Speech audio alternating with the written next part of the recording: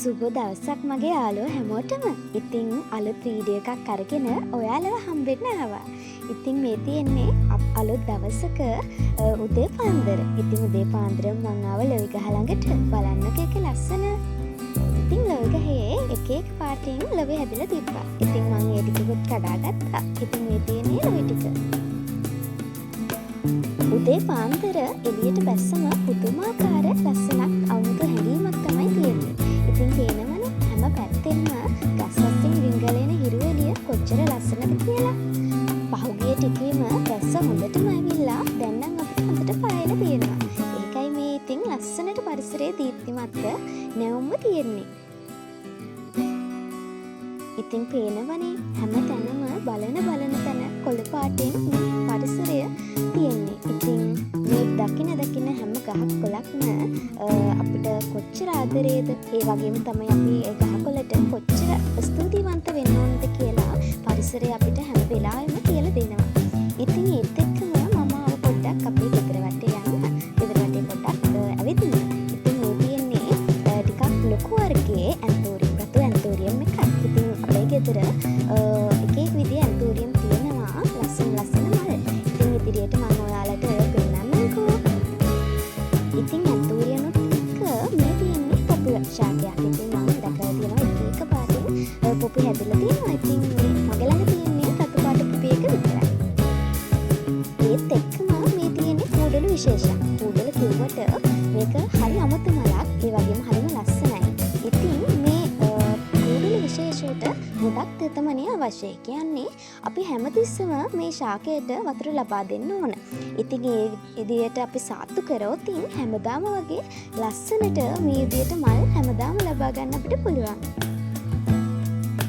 ඉතින් ඔයාලා හැමදාම කරගෙන ආපු මේ වෙනකොට ඔයාලගේ අතපසු වෙලා තියෙන මොන හරි වැඩ ටිකක් තියෙනම් ඒ දේ මගහරින්න නැතුව අද දවසේ ඉඳන්ම පටන් ගන්න.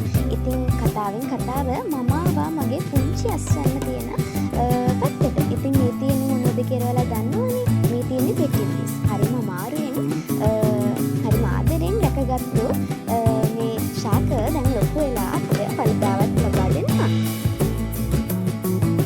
ඉරියලියත් එක දිලිසනකොට හරිම ලස්සනයි මේ පෙටිස් ගස්.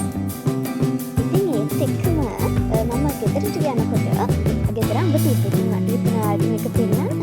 මොකද මේකේ පාට කොච්චර ලස්සනද කියලා පේනවනේ. හරිම අමුතු පාටක් තියෙනවා. ඉතින් දැන් ටිකක් වැඩි. ඒ නිසා මම පොඩ්ඩක් ආවා.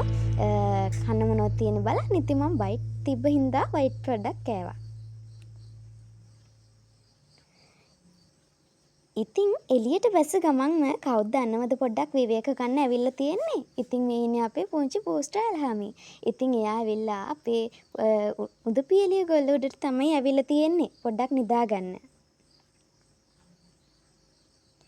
මේ දවස්වල අපිට හොඳටම අවුව තියෙනවා. ඉතින් මේ අවුව ගොඩක් සැරයි. ඉතින් වේලන දේවල් වලට මේ ගොඩක් මේ අවුව උපකාරී වෙනවා. ඒ නිසාම තමයි මේ අපි ගොරකෙම අවුවේ දාලා වේලලා ගන්නෙ.